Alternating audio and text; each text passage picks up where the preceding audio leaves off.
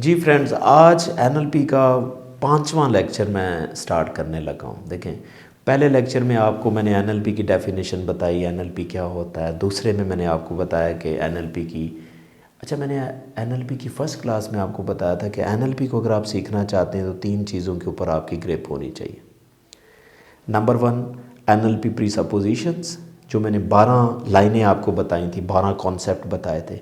दूसरा NLP principles. तीसरा NLP techniques, जो कि मैंने चौथी वीडियो में कुछ इंट्रोडक्शन दिया था एनएलपी की कौन कौन सी टेक्निक्स हैं। ऑब्वियसली इसको मैं आगे जाके डिटेल भी करूँगा, लेकिन आज का जो मैं 5वां लेक्चर आपको दे रहा हूँ ये है कि जब भी आपने देखिए, NLP is an art of communication. और कम्युनिकेशन आपको कब चाहिए होती है?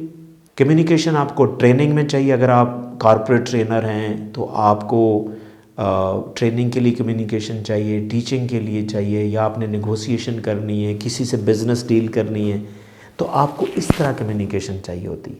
और कम्युनिकेशन का एक सेशन होगा आपका, यानी कि जब भी आप किसी से बात करने जाएंगे वो उसको हम एक सेशन कहते हैं एनएलपी की लैंग्वेज में, कि आपकी एक सिटिंग है, एक सेशन है। देखिए, एनएलपी का जो आज आपकी वीडियो आपके लिए मैं दे रहा हूँ, ये एनएलपी का सेशन प्लानिंग कैसे आपने करनी है। देखिए, जब भी आपके किसी के साथ एक मुकम्मल गुफ्तगू आप करेंगे, उसके मैं 3 हिस्से बनाता हूँ। गुफ्तगू को 3 हिस्सों में हम डिवाइड करते हैं। पहला जो सेशन होता है जिसे हम प्री सेशन कहते हैं। देखिए, प्री सेशन के अंदर सबसे पहले जिसके साथ आपने बात करनी होती है उसको हम अंडरस्टैंड करते हैं। उसको अंडरस्टैंड करते हैं, उसकी इंटेंशंस को देखते हैं, उसकी बॉडी पर्सनालिटी को एनालाइज करते हैं कि मैंने थ्रू आउट इससे बात कैसे करनी है, मैंने थ्रू आउट किस तरह की बात इससे नहीं करनी। फ़र्ज़ करें, मैंने लास्ट वीडियो में बताया था कि अगर आप ये देखना चाहते, फ़र्ज़ करें आप एक रूटीन बिजनेस के साथ किसी के साथ मीटिंग कर रहे हैं, लेकिन यू डोंट नो कि अनऑफिशियली आप कोई ऐसे स्कूल ऑफ थॉट के ऊपर बात कर देते हैं जो उसको अच्छा नहीं लगता। फ़र्ज़ करें आप किसी रिलीजियस स्कूल ऑफ थॉट के ऊपर आपने बात कर दी, लेकिन हो सकता है कि वो किसी और रिलीजियस स्कूल ऑफ थॉट से जो आपकी बात उसे बुरी लगे। तो क्या ख्याल है, आप उसका पहला रिलीजियस स्कूल ऑफ थॉट जाने, पॉलिटिकल स्कूल ऑफ थॉट जाने, कल्चरल स्कूल ऑफ थॉट जाने।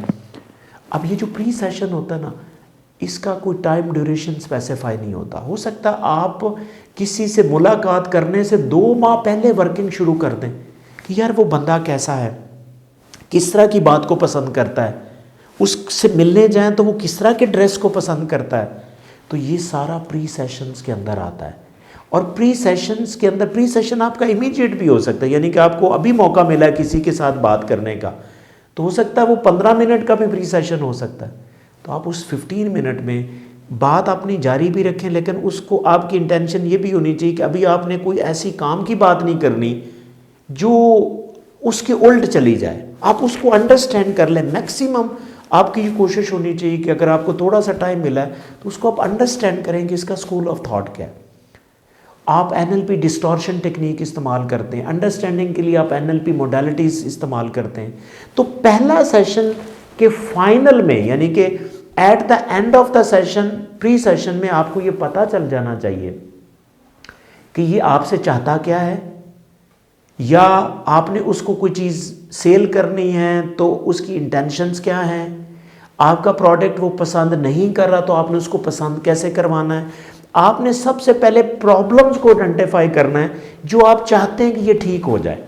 तो पहले प्री सेशंस के एंड पे ये चीज़ें क्लियर हो जानी चाहिए कि मैंने इसके अंदर चेंज क्या लेके आना है, जिससे हम ज़ाहिर है चंकिंग करेंगे। चंकिंग के बाद हम, हाँ, एंड पे आपको ये भी पता होना चाहिए कि ये प्रॉब्लम इसका प्रायोरिटाइज हो गया, हमने इसके ऊपर काम करना है। उसको हम एग्रीमेंट कहते हैं कि उसको कॉन्शियसली हम अवेयर करेंगे, हम इस पे ऊपर पहले काम करेंगे इंशाल्लाह। और ये आपका प्री सेशन यहाँ पे वाइंड अप हो जाता है। नेक्स्ट आपका जो सेशन चलता है उसे हम सेशन कहते हैं, यानी ड्यूरिंग द सेशन आपने क्या करना होता है। ड्यूरिंग द सेशन जो आपने प्रॉब्लम को प्रायोरिटाइज किया होता है उसको हम फिक्स करते हैं, उसके ऊपर कोई एनएलपी टेक्निक इस्तेमाल करते हैं। फॉर एग्जाम्पल, आपने प्रॉब्लम ये आइडेंटिफाई किया प्री सेशन के अंदर कि जो चीज़ आप उसको सेल करना चाह रहे हैं तो वो लेना नहीं चाह रहा, तो आपने अपने प्रोडक्ट को रिफ्रेम कैसे करना है, उसको किस तरह आपने प्रेजेंट करना है कि नेक्स्ट पर्सन उसको एक्सेप्ट कर ले। यानी कि यहाँ पे आप रिफ्रेमिंग टेक्निक इस्तेमाल करें। इसी तरह किसी का बैड बिहेवियर आपने चेंज करना है तो उसी के देखें जो प्रॉब्लम आप आइडेंटिफाई प्री सेशन में करेंगे उसको चेंज करने के लिए ड्यूरिंग द सेशन आपने वही टेक्निक इस्तेमाल करनी जो उसके मुताबिक टेक्निक होगी। तो इसी तरह प्री सेशंस में जो चीज़ें आप देखेंगे सेशन के अंदर उसको मैनेज करने की कोशिश करेंगे। अब जो सेशन के अंदर टेक्निक इस्तेमाल होती हैं वो फर्दर दो तरह की होती हैं। एक प्राइमरी टेक्निक्स होती हैं। प्राइमरी टेक्निक वो होती हैं जो इशू को मैनेज करती हैं, यानी जो चेंज लाने वाली टेक्निक होती हैं। अब जब आपने चेंज लाने वाली टेक्निक इस्तेमाल की तो साथ हम कुछ ऐसी टेक्निक भी इस्तेमाल करते हैं जिसे हम एसोसिएटिव टेक्निक कहते हैं, यानी कि उस चेंज को बेहतर करने में, यानी जो रिजल्ट आप ले रहे हैं उसको और बेहतर करने के लिए साथ कुछ एसोसिएटिव टेक्निक हम इस्तेमाल करते हैं। तो जब हम वो टेक्निक इस्तेमाल करेंगे तो उसमें चेंज आ जाता है, यानी कि सेशन के दौरान जो वाला सेशन है, ड्यूरिंग द सेशन जो सेशन है उसमें हम ये देखते हैं कि जो उसका प्रॉब्लम आप आइडेंटिफाई करते हैं वो उसमें फिक्स हो जाता है।